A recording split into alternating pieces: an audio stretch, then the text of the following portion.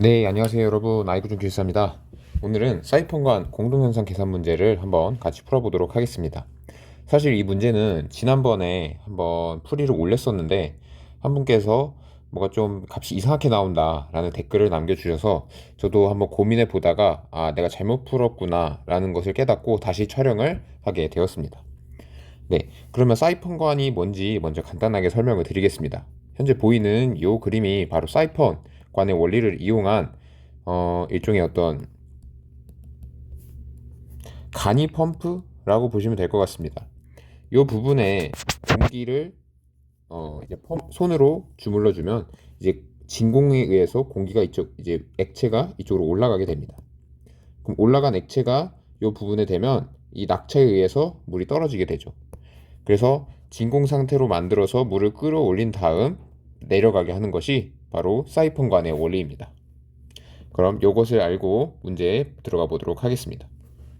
네, 문제는 이 그림이 주어지고 이런 조건과 함께 2번 지점에서 공동현상이 발생하지 않도록 이 사이펀관으로 옮길 수 있는 H의 최대값을 묻고 있습니다. 자, 차근차근 설명을 드리겠습니다. 자, 2번 지점, 가장 높은 지점입니다. 즉, 가장 높다는 건 이 낙차에 의해서 이 물의 정압이 떨어지게 되겠죠. 정압이 떨어지다 결국 포화 증기압까지 떨어지게 되면, 포화 증기압 이하로 떨어지게 되면 무엇이 발생하느냐? 바로 공동현상, 캐비테이션이 발생하게 됩니다. 캐비테이션은 저희가 소방 펌프, 소방 유체 배울 때 이제 소방 유체에서 배우는 개념인데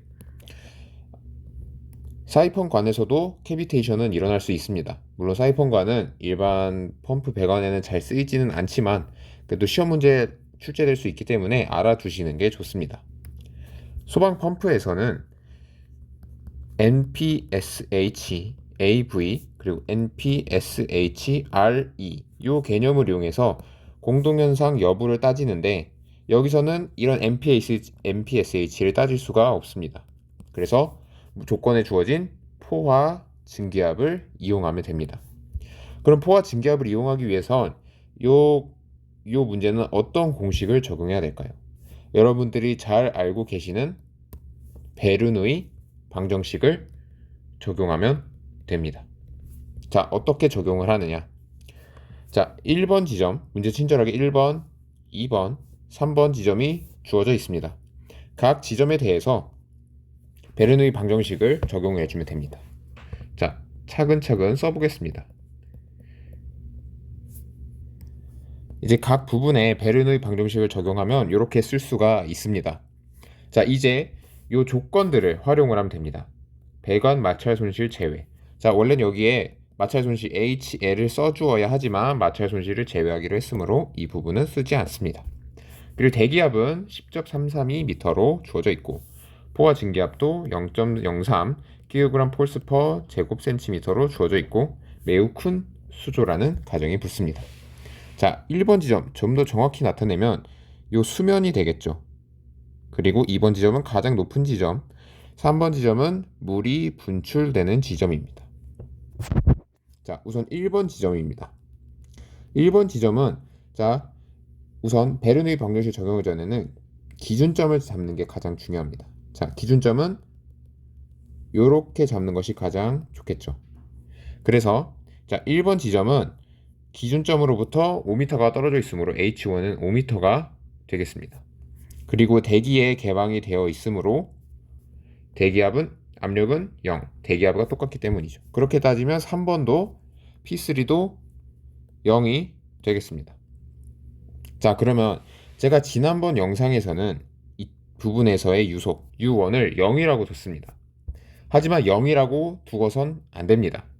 왜냐하면 자, 이 사이펀관의 원리는 대기압에 의해서 물이 올라가서 이제 아래로 낙차를 이용해 떨어지게 되는 원리입니다. 즉, 대기압이 밀어주는 만큼 이 지점에서 물이 이동을 하고 있는 것이죠. 그래서 0이 아닙니다. 매우 큰 수조라고 해서 즉 이 수면이 가라앉는 이 수면이 감소한 속도는 거의 0에 가깝겠지만 요 배관에서 물이 상승한 속도는 0이 아닙니다. 생각보다 빠릅니다. 그럼 이때 유속을 어떻게 구하냐? 토리첼리의 정리. U는 루트 EGH를 써주면 됩니다. 자, 여기서의 H는 바로 대기압이 되겠죠. 공기가 누르는 힘. 그래서 대기압 문제에서 주어졌죠. 10.332 대입을 해주면 14.23m/s가 나오게 됩니다. 그래서 U1은 14.23m/s가 되는 것입니다. 자, 그러면 요쪽 항은 다 계산을 할 수 있겠네요. 그래서 계산을 해주면 15.32m가 나오게 됩니다. 요 값과 요 값을 더한 값이죠. 자, 그러면 저희가 알고 싶은 것은 바로 H, 즉 이 기준점으로부터 가장 높은 위치, 바로 H2가 되겠네요. 그러면 요것을 대문자 H라고 쓰고, 자, 그러면 저희는 P2가 2번 지점에서 공동현상이 발생하지 않도록, 즉 포화 증기압보다 낮아져서는 안 되므로 딱 포화 증기압까지만 압력이 떨어져야 됩니다. 즉 P2는 0.03 kg 폴스 퍼 제곱센티미터가 되겠습니다. 자, 그러면 이제 U2만 알면 H를 구할 수 있습니다.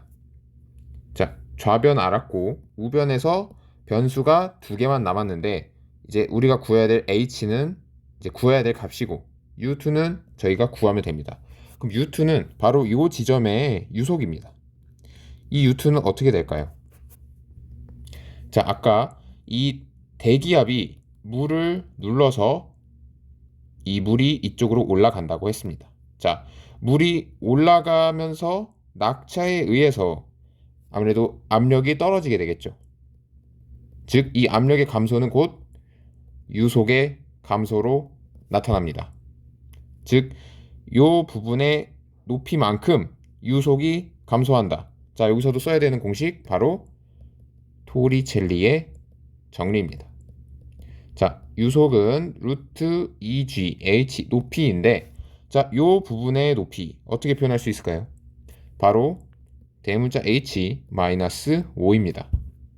자, 그러면 요것이, 자, 이 바로 U가 요 높이 올라간 만큼 감소한 유속이죠. 그러므로 1번 지점 유속에서 빼주면 바로 U2가 나온다. 이렇게 이해하시면 되겠습니다. 그러므로 아까 U1은 구했죠. 14.23m/s. 자, 이 U2를 어디다 대입?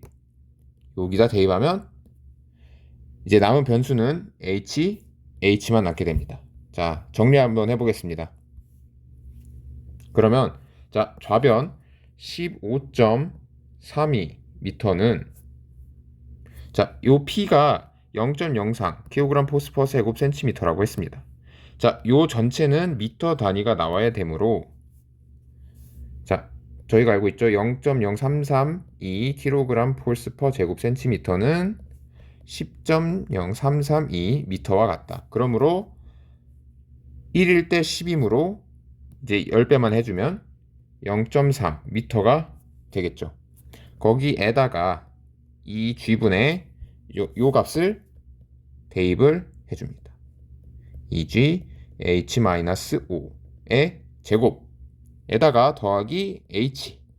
자, 요것을 풀어주면 답이 나오게 됩니다.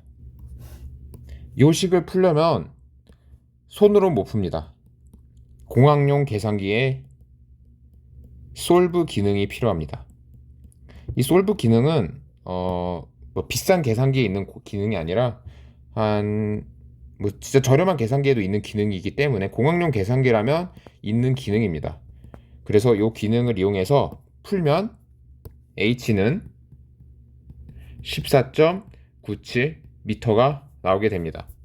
자, 그러면 요 높이가 14.97이 되는 것이고 요 수면으로부터의 높이는 5m를 빼줘야 하므로 즉 요 높이는 9.97이 되겠죠. 14.97에서 5m를 뺀 값.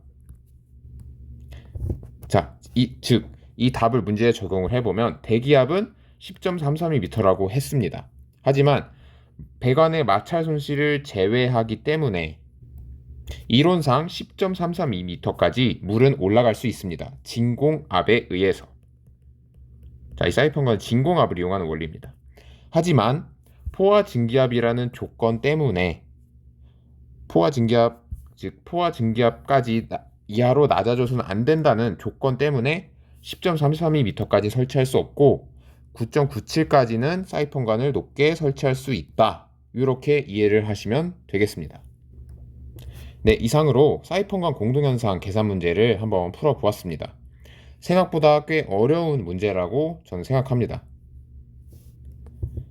베르누이 방정식도 적용할 줄 알아야 되고 단위 변환도 잘 해야 하고 또 요 소리첼리의 공식을 잘 이용해서 유속을 적절하게 표현을 하고 그것을 또 공학용 계산기로 계산을 할 줄 알아야 이 문제를 풀 수가 있습니다. 꽤 어려운 문제니까요. 너무 안 풀린다고 너무 머리 아파하지 마시고 다음번에도 한번 보고 이해가 안 되더라도 다음번에 다시 보고 이렇게 하시면 어느 순간 이해가 되시는 순간이 올 거라 생각합니다. 네, 더 궁금한 점은 댓글로 남겨주시면 감사하겠습니다. 이상으로 아이쿠 좀 필사였습니다. 좋아요, 구독 부탁드리겠습니다. 감사합니다.